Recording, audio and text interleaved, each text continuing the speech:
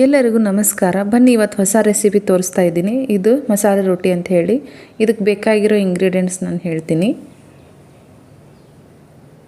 ಮೊದಲಿಗೆ 1 ಕಪ್ ಅಕ್ಕಿ ಹಿಟ್ಟು ತೊಗೊಂಡಿನಿ.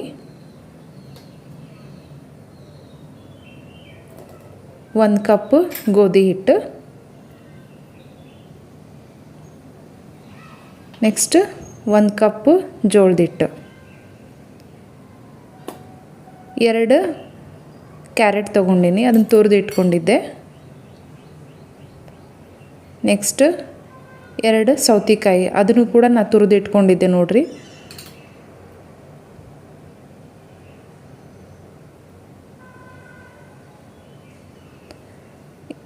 ಎರಡು ಈರುಳ್ಳಿ, ಅದನ್ನು ನಾನು ಮಿಕ್ಸಿ ಒಳಗೆ ಗ್ರೈಂಡ್ ಮಾಡ್ಕೊಂಡಿದ್ದೆ, ಅದನ್ನು ಹಾಕಾಕ್ತೀನಿ.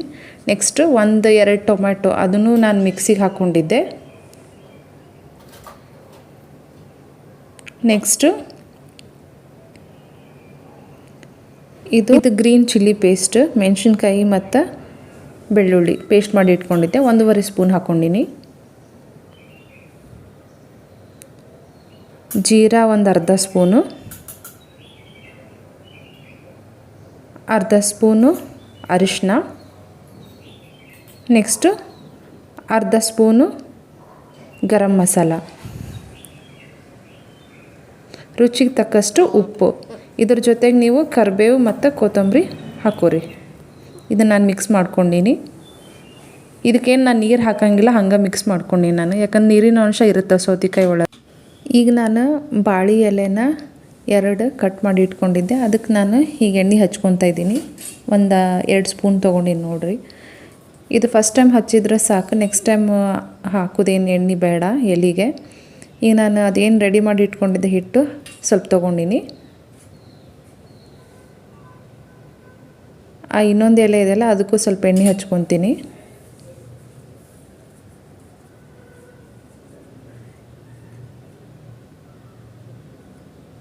ಈಗ ಅದ್ರ ಮೇಲೆ ಇಟ್ಟು ನಾ ಕೈಯಿಂದ ತಟ್ಟಂಗಿಲ್ಲ, ಒಂದು ಸಣ್ಣ ಪ್ಲೇಟ್ ತೊಗೊಂಡಿನಿ, ಇದರಿಂದ ನಾನು ತಟ್ತೀನಿ.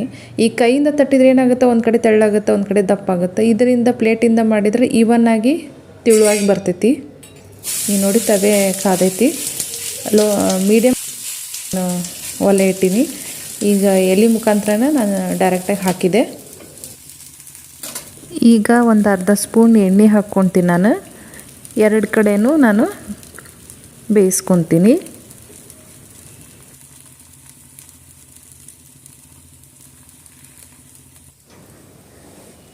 ನಾವೇನು ಈ ಮಸಾಲೆ ರೊಟ್ಟಿಗೆ ಟೊಮೆಟೊ ಈರುಳ್ಳಿ ನಾವು ಮಿಕ್ಸರಿಗೆ ಹಾಕ್ಕೊಂಡು ನಾನು ಎದಕ್ಕೆ ಹಾಕಿದೆ ಅಂದ್ರೆ, ಮಕ್ಳು ಏನು ಮಾಡ್ತಾರೆ, ಟೊಮೆಟೊ ಏನಾದ್ರು ಹಂಗೆ ಕಟ್ ಮಾಡಿ ಹಾಕಿದ್ವಿ ಅಂದ್ರೆ ಅವ್ರು ತಿನ್ನೋಕೆ ಇಷ್ಟಪಡೋಂಗಿಲ್ಲ, ಅದನ್ನು ತಕ್ಕೊಂಡು ಕೂತ್ಕೋತಾರೆ.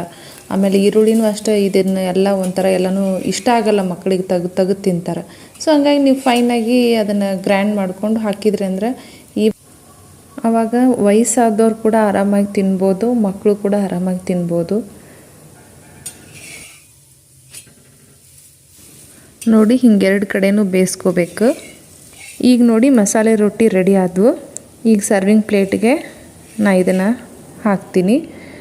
ಇದಕ್ಕೆ ನೀವು ಬೇಕಂದ್ರೆ ಕಾಯಿ ಚಟ್ನಿನೂ ಮಾಡ್ಕೋಬೋದು, ಬಟ್ ಬೆಸ್ಟ್ ಕಾಂಬಿನೇಷನ್ ಅಂದ್ರೆ ಮೊಸರು ಜೊತೆ ತುಂಬ ಟೇಸ್ಟಿಯಾಗಿರ್ತೈತಿ. ಇದನ್ನು ನಿಮ್ಮ ಮನೇಲಿ ಒಂದು ಸತಿ ಟ್ರೈ ಮಾಡಿ ನೋಡಿ. ಧನ್ಯವಾದಗಳು.